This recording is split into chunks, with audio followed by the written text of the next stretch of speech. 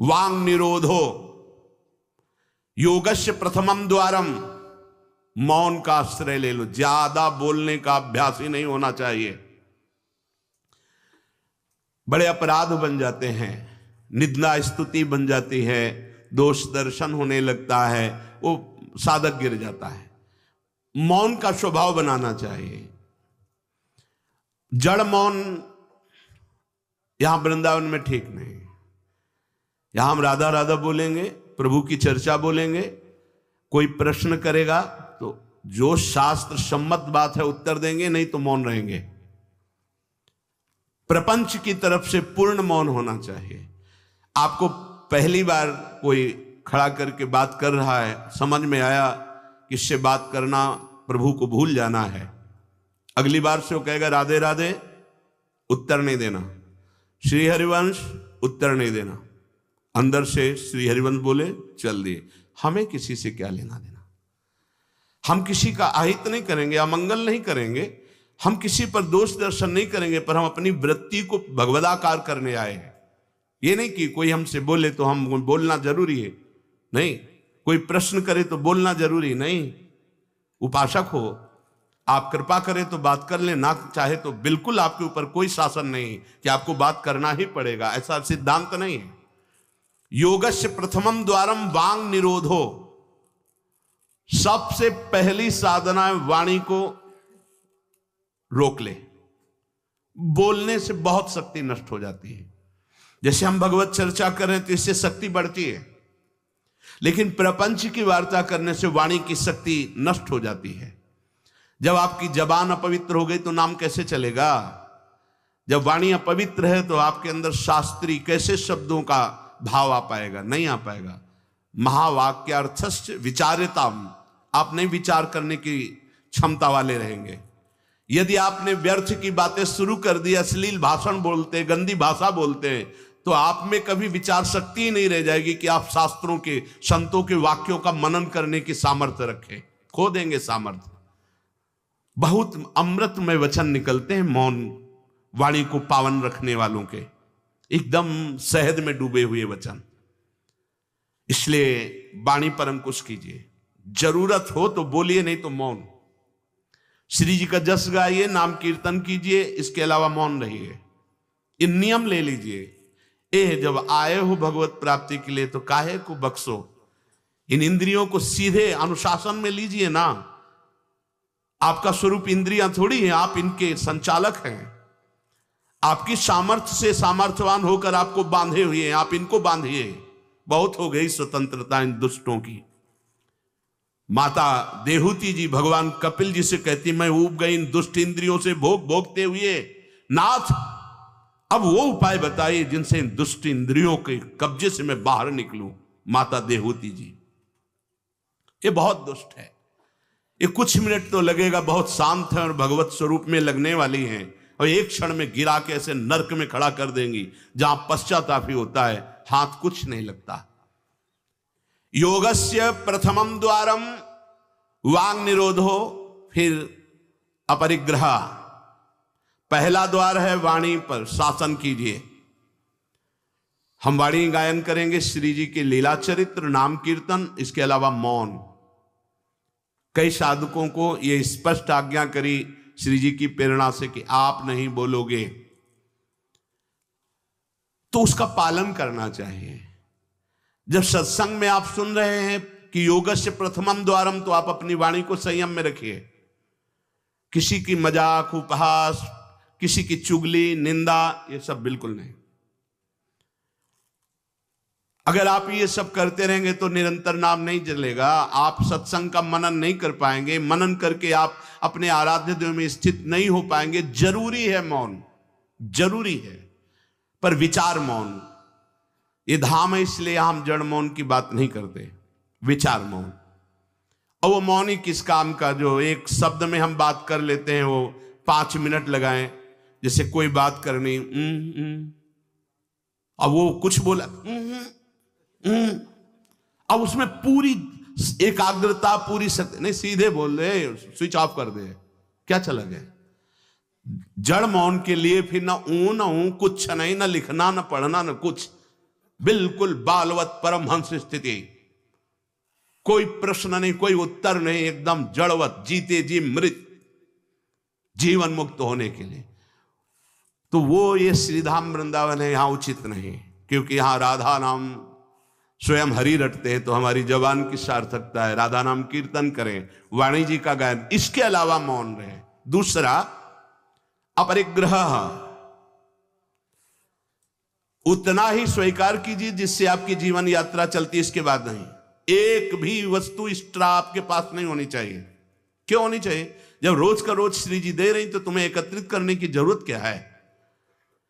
आपको जो दिनचर्या में चाहिए बस उतना ही, इसके आगे नहीं। एक भी कंबल एक्स्ट्रा नहीं रखना होना चाहिए, एक भी वस्त्र नहीं एक्स्ट्रा नहीं होना चाहिए।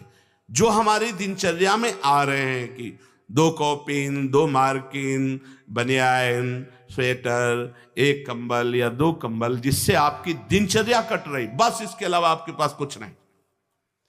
आपकी जो दिनचर्या है, वो दिनचर्या जो प्रभु दिए हुए हैं शरीर पालन पोषण के लिए, शरीर के लिए उतनी आवश्यक है। अगर सही दिनचर्या करनी तो राइट टाइम पे आपका पहले कंबल हटना चाहिए। समय कंबल फेंक दिया दूर, अब अपनी दिनचर्या में लग जाओ। काहे को शरीर को इतना दुलार करके बबुआ बनाए हुए हो, कान के कंटूप ऐसे बांधे, मुंह में ऐसे बांधे, ऐसे क्या होना है इसको? ये जड़ शरीर है, जितना प्यार करोगे उतना ही परेशान करेगा ये। हाँ, इसको ज्यादा नहीं, आहार दे दिया, संयम नियम से स्नान ध्यान पूजा पाठ, हर समय भगवत चिंतन, ये जड़ है, अभ्यास है। यहां कौन बांधता है कुछ? 12 महीना झेलता है नहीं मस्तक का, ये सब कौन बांधता है? ऐसे अभ्यास। चलो इतने कमजोर अभ्यास के हैं तो जितना उचित वस्त्र उतना पहन लिया। अब ये नहीं कि सोमवार को हरा, मंगल को नीला और बृहस्पति को पीला, और अलग अलग दिन के अलग अलग स्वेटर, अलग अलग दिन के अलग अलग। भैया ये विलासिता नहीं। भगवत प्राप्ति करनी तो एक स्वेटर में 10-5 साल तो कट ही जाएंगे, दूसरा हम क्यों लें? एक जीपर मिल गया, उससे शरीर ढक लिया, 10-5 साल चलेगा, 2-3 महीने पहनने को होता है। हर साल नया तो भाई हमें क्या कार, हमें कहीं जाना है क्या पार्टी में? हमारी यही पार्टी, बाबा जी की पार्टी, भगवत मार्ग के पथिक है। उचित, उचित बिल्कुल नहीं से बहुत। वो इसको दुलार करने का मतलब है अपना पतन करना, सच्ची मान लीजिए, इसका पतन करना। वयोवृद्ध है, रोगी शरीर, वो अलग बात है, थोड़ा तो आनंद लीजिए प्रकृति का वार सहने का।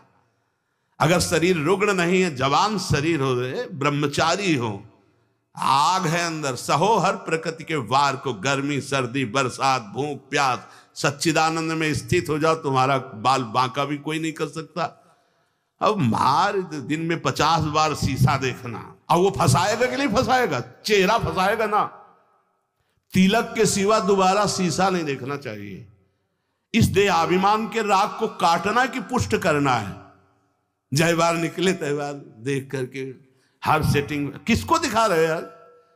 क्या तुम किसी को लुभायमान करना चाहते हो क्या? हरि को? तुम्हारे इस पार्थिव शरीर पर लुभायमान होने वाले नहीं, और जो लुभायमान होगा तुमको नष्ट कर देगा।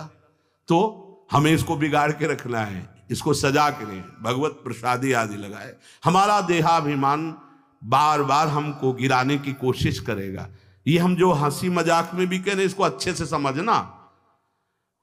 ये जो 2 प्रकार की पद्धति रखी गई है कि आप मुंडन करवा के रखिए क्योंकि आपके बालों से शोभा बढ़ेगी, और आप बाल रखा के रखिए क्योंकि आपकी शोभा बिगड़नी चाहिए। रज लगा के रखिए कि आपको ही आपके शरीर में राग ना रह जाए।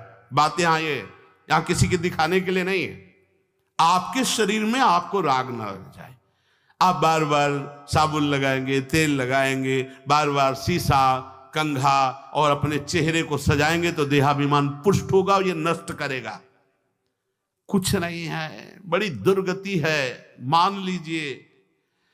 इसका अंतिम परिणाम आग में जलना, चाहे जितने चिकने कर लो गाल, चाहे जितने लाल कर लो, मरना है, पक्की बात समझो। तो जीते जी अमरत्व क्यों नहीं प्राप्त करते? अरे ऐसा रूप प्राप्त करो जिसमें गाल लाल ही रहते हैं, लालिमा लगानी नहीं पड़ती। श्री जी की दासी लक्ष्मी कोटि विलक्ष लक्षण लसल लीला किशोरी सतई, करोड़ों लक्ष्मी आश्चर्यचकित हो जाए ऐसा रूप श्री राधा दासियों का है। गीध देह तज धरि हरि रूपा, गीध ने शरीर त्यागा, हरि रूप होकर धाम जा रहा है। बाहरी लाली लगाने से थोड़ी हरि मिल जाएंगे, बाहरी श्रृंगार से थोड़ी हरि मिल जाएंगे। प्रार्थना मान लीजिए कुछ दिन का है, धोखे में मत फंसिए, ये धोखा है। खेत में रक्षा करने वाले एक धोखा टांगते हैं, पैंट शर्ट टोपी लगा के, वहां कोई नहीं होता, लेकिन पशु धोखे में हो जाते हैं। ये धोखा है। अगर पशुवत बुद्धि रखोगे तो ये धोखा तुम्हें पूरे जीवन, पूरा का पूरा जीवन नष्ट कर देगा। इसी धोखे से निकलने के लिए हमें अवसर मिला है। योगस्य प्रथमम द्वारम वांग निरोधो अपरिग्रह, वाणी से मौन रहिए, जितनी आवश्यकता है उतना वस्त्र लीजिए। एक संत भगवान आए थे, एक मार्किन से बांधे हुए थे, साल उड़ाया, तो बोले आपकी आज्ञा इसलिए ओढ़ लेते हैं। तो हम कहा किसी बाहर निकल के किसी को दे देना, हमारी श्री जी की प्रसादी, इसलिए हमारी प्रसन्नता के लिए। तो उनका ओढ़ लेते हैं, पर महाराज हम रहते ऐसे ही हैं। हम कहा धन्य है, नौजवान हो, बहुत सुंदर है। तो हम कहा आप बाहर जब निकलना किसी को देखना ऐसे आवश्यक है तो आप दे देना। तो बड़े प्रसन्न हुए, आदर करके उन पर हृदय में आदर हुआ उनका, नहीं मुझे नहीं चाहिए, मैं तो जैसी रहनी से रहता हूं। हमने घटिया घाट है एक फर्रुखाबाद फतेहगढ़ की तरफ, वहां रुके हुए थे। एक महात्मा को देखा, वयोवृद्ध थे, एक पतली मार्किन, माघ महीना, ये कौन सा माघ चल रहा है,